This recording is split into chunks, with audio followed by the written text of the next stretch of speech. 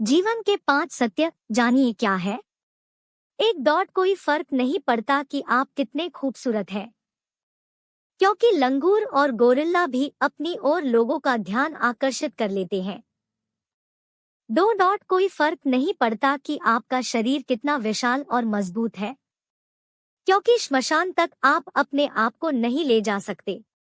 3 dot आप कितने भी लंबे क्यों न हो, मगर आने वाले कल को आप नहीं देख सकते। 4 डॉट कोई फर्क नहीं पड़ता कि आपकी त्वचा कितनी गोरी और चमकदार है, क्योंकि अंधेरे में रोशनी की जरूरत पड़ती ही है।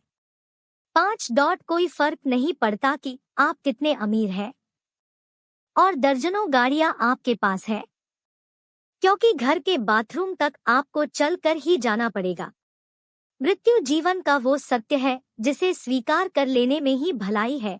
एक दिन हर किसी को मरना है। मृत्यु के सत्य से हम सभी परिचित हैं, फिर भी अपनों को खोता देख हम उस सत्य को मानने से भी इनकार कर देते हैं। हम जानते हैं कि एक ने एक दिन इस शरीर को हमसे अलग हो जाना है, लेकिन इसका मोह हमसे नहीं छूटता।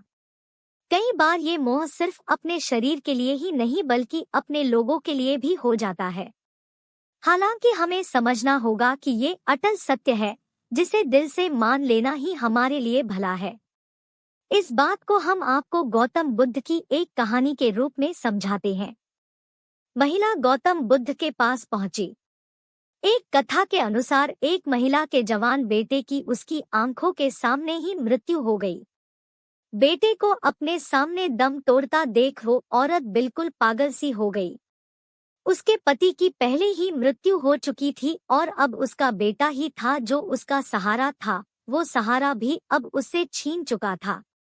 अपने बेटे के शव को लेकर वो गांव भर में घूमने लगी। उसे समझ नहीं आ रहा था कि वो क्या करे। ऐसे ही वो घूमते घूमते गौतम बुद्ध के पास पहुंची और रोते हुए कहा कि मेरा एक ही पुत्र था जो मेरे जीवन का सहारा था, ये ही मेरे जीवन का आधार था। पति के चले जाने का गम मैं सह गई, लेकिन पुत्र के जाने का गम मुझसे नहीं सहा जा रहा।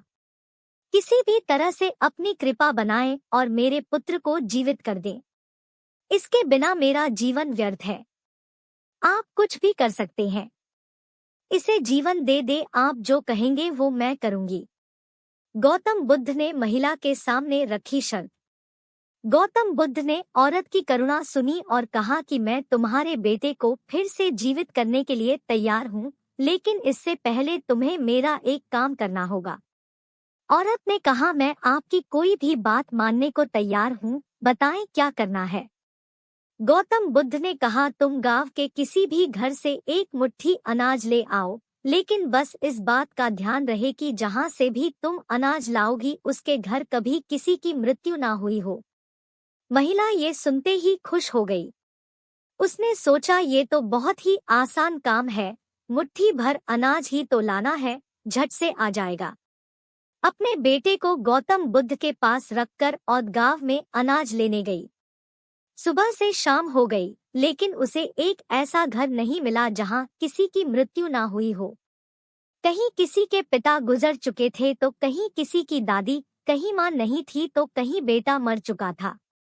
थक हार कर महिला गौतम बुद्ध के पास खाली हाथ लौट आई।